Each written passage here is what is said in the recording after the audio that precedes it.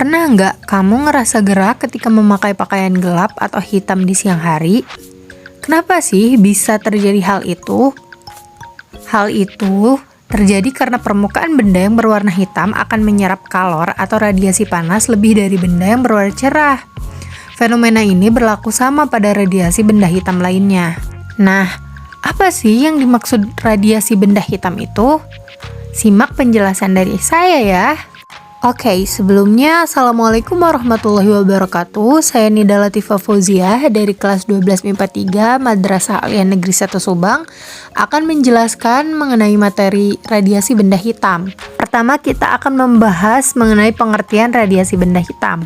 Istilah benda hitam diperkenalkan pertama kali oleh Gustav Robert Kirchhoff pada tahun 1862. Benda hitam merupakan sebutan untuk benda yang menyerap seluruh radiasi thermal yang diterima dengan tidak memantulkan cahaya dan tidak memungkinkan cahaya apapun untuk melewati atau keluar dari sisi manapun.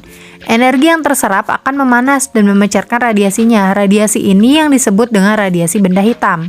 Setelah kita mengetahui apa itu radiasi benda hitam, sekarang kita akan mengetahui rumus radiasi benda hitam. Semua benda di muka bumi ini memiliki emisivitas, yaitu energi yang diradiasikan dibandingkan dengan energi yang diterima. Nilai maksimum emisivitas adalah 1, atau E sama dengan 1. Ketika suatu benda memiliki nilai emisivitas maksimum, artinya ia telah memancarkan semua radiasi yang diterima. Nah, benda seperti ini bernama benda hitam. Ada beberapa rumus yang digunakan untuk menghitung radiasi benda hitam, yaitu hukum Planck, hukum perpindahan Wien, dan hukum Stefan Boltzmann. Nah, saat ini yang akan saya bahas lebih lanjut yaitu mengenai hukum perpindahan Wien, yang menyatakan bahwa frekuensi puncak emisi meningkat secara linier dengan suhu mutlak. Ketika suhu tersebut meningkat, maka panjang gelombang pada puncak emisi akan turun. Setelah kita mengetahui apa itu hukum Wien, berikut adalah rumus hukum Wien. Hukum pergeseran Wien. Lambda maksimal kali T sama dengan C. Pada rumus di atas menyatakan panjang gelombang maksimum dan T adalah suhu mutlak. Nah, untuk lebih jelasnya kita akan perhatikan contoh soal berikut ini. Perhatikan diagram pergeseran Wien berikut ini. Jika suhu benda dinaikkan, maka yang terjadi adalah A. Panjang gelombang tetap, B. Panjang gelombang bertambah, C. Panjang gelombang berkurang, D. Frekuensi tetap, dan E. Frekuensi berkurang. Berikut pembahasan atau penyelesaian soal. Berdasarkan hukum pergeseran Wien, hubungan panjang gelombang dengan suhu adalah berbanding terbalik. Dengan demikian, jika suhu naik, maka panjang gelombang berkurang. Soal ini jawabannya adalah C, yaitu panjang gelombang berkurang. Selain 3 hukum yang dibahas pada bab ini, kita juga akan membahas efek fotolistrik. Efek fotolistrik adalah peristiwa terlepasnya elektron dari permukaan logam karena logam tersebut disinari cahaya dengan frekuensi tertentu. Elektron yang terlepas dari permukaan logam tersebut disebut dengan elektron foto atau photoelectrons. Rumus efek fotolistrik sebagai berikut. EK sama dengan H kali F min H kali F0.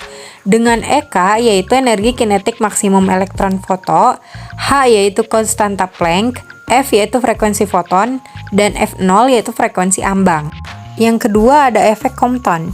Rumus efek Compton sebagai berikut. Lambda aksen min lambda sama dengan H per M0C dikali 1 dikali cos theta. Dengan I yaitu panjang gelombang sinar X sebelum tumbukan atau M, I aksen yaitu panjang gelombang sinar X setelah tumbukan atau M, H yaitu konstanta Planck, M0 yaitu massa diam elektron, C yaitu kecepatan cahaya, dan Q yaitu hamburan sinar X terhadap arah semula. Yang terakhir adalah sinar X. Sinar X merupakan suatu bentuk radiasi elektromagnetik yang memiliki panjang gelombang sangat pendek yaitu berkisar antara 0,01 hingga 10 nanometer dan memiliki frekuensi antara 1016 hingga 1021 Hz. Hal inilah yang menyebabkan sinar X mampu menembus tubuh manusia. Nah, itu tadi adalah presentasi atau penjelasan mengenai bab radiasi benda hitam dari saya. Semoga materinya mudah dipahami dan bermanfaat. Juga mohon maaf atas segala kesalahan yang disengaja ataupun tidak disengaja. Terima kasih. Wassalamualaikum warahmatullahi wabarakatuh.